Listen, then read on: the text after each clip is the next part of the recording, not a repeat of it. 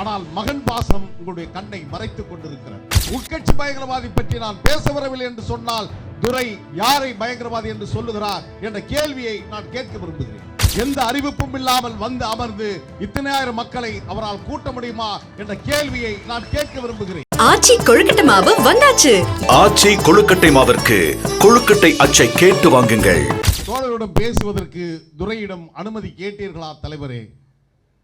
உங்களிடம் கோபித்துக் கொண்டிருப்பாரு, நீங்கள் ஏன் தொண்டரிடம் பேசுகிறீர்கள் என்பதை. நாங்கள் பேச வேண்டும் என்று சொன்னால் ஒரு காலத்தில் 4 ஆண்டுகளுக்கு முன்பாக உங்களை எப்பொழுது வேண்டாமல் எங்களால் தொடர்பு கொள்ள முடியும், நீங்களும் எங்களை தொடர்பு கொண்டிருக்கின்றீர்கள். ஆனால் இப்பொழுது பேச வேண்டும் என்று சொன்னால் துரை யாரை சொல்கிறாரோ அவர் மட்டும்தான் பேச முடியும் என்ற நிலை வந்தபோது இப்பொழுது யாருடைய அனுமதி பெற்று நீங்கள் இந்த தொண்டர்களை அழைத்தீர்கள் என்ற கேள்வியை நாடு கேட்கிறது, தொண்டர்கள் கேட்கிறார்கள். எப்பேற்பட்ட தலைவர் நீங்கள்? ஒரு உண்மையான ஒரு ஜனநாயகவாதியாக நாடாளுமன்றத்துடைய சூப்பர் ஸ்டாராக விளங்கிய நீங்கள் இன்றைக்கு ஒரு மிக மோசமான அபச்சொல்லுக்கு பழிச்சொல்லுக்கு ஆளாகி தமிழக வீதிகளில் நீங்கள் ஒரு கேள்வியின் நாயகனாக நின்று கொண்டிருக்கின்றீர்களே. உடைய சேனாதிபதியாக இருந்த நான் இதற்காக வருத்தப்படுகின்றேன் தலைவர் அவர்களே. எப்பேற்பட்ட தலைவர் நீங்கள்? சிங்கள ராணுவத்திற்கு சிங்கள வெறிநாய்களின் துப்பாக்கி தோட்டாக்களுக்கு டாட்டா காட்டிய தலைவர் நீ என்பதை நான் மேடைதோறும் முழங்கி இருக்கிறேன். அப்பேற்பட்ட தலைவன் எப்பேற்பட்ட ஒரு பழிச்சொல்லை என் மீது நீங்கள் திணித்தீர்கள். எத்தனை ஆண்டு காலமானாலும் இந்த பழிச்சொல் அந்த மண்ணில் அப்படியே நிலைத்திருக்கும். சற்று சிந்தித்து பாருங்கள். தலைவர் பிரபாகரனுக்கு மாத்தையா துரோகம் செய்தார் என்பதற்காக விசாரணை முடிவில் அவர் மரண தண்டனை நிறைவேற்றப்பட்டது. அப்படி என்று சொன்னால் மாத்தையாவுக்கு ஏற்பட்ட கதி எனக்கும் வர வேண்டும் என்று தலைவர் வைகோ விரும்பினாரா என்பதை நான் கேட்க விரும்புகிறேன். நீங்கள் அப்படிப்பட்ட மனிதர் அல்ல. ஆனால் மகன் பாசம் உங்களுடைய கண்ணை மறைத்துக் கொண்டிருக்கிறார். மகன் பாசம் உங்களை முழுமையாக இயக்கத்திலிருந்து உங்களை விடுவித்து வைத்திருக்கிறார். மகன் அரசியல் படுத்தப்படவில்லை, ஜனநாயக பண்பை வளர்த்துக் கொள்ளவில்லை. எனவேதான் 32 ஆண்டு கால இந்த பொது வாழ்க்கையை களங்கப்படுத்துகின்ற முயற்சியில் தொடர்ந்து அவர் ஈடுபட்டுக் கொண்டே வந்தார். 4 ஆண்டுகள் எவ்வளவு வெட்கப்பட்டிருக்கின்றோம், எவ்வளவு வேதனைப்பட்டிருக்கின்றோம், எவ்வளவு அலட்சியப்படுத்தப்பட்டிருக்கின்றோம். நேரடியாக இந்த மாதம் ஏப்ரல் மறுமலர்ச்சி தொழிலாளர் முன்னணியில் தான் 4 ஆண்டுகளாக சொல்லி வந்த குற்றச்சாட்டை நேரடியாக என் மீதும் சொன்னார் துரை அவர்கள். சொல்லிவிட்டு ஓட ஆரம்பித்தார்.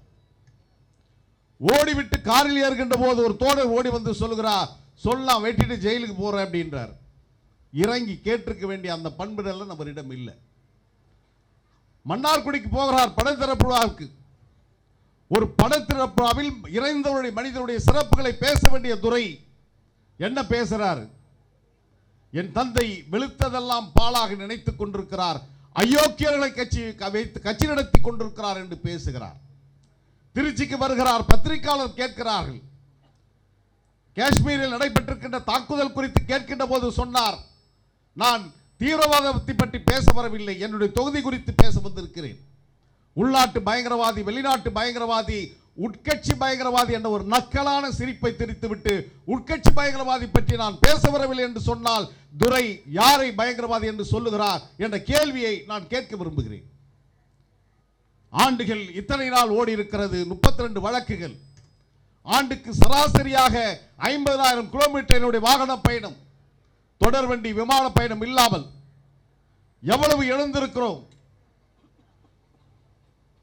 32 வழக்குகள் சந்தித்திருக்கிறேன். 7 வழக்குகள் நீதிமன்றத்தில் நிலுவையில் இருந்தது. கடவுச்சீட்டு பாஸ்போர்ட் முடக்கப்பட்டது. இப்பொழுதுதான் அதிலிருந்து நாங்கள் வெளிவந்திருக்கிறோம்.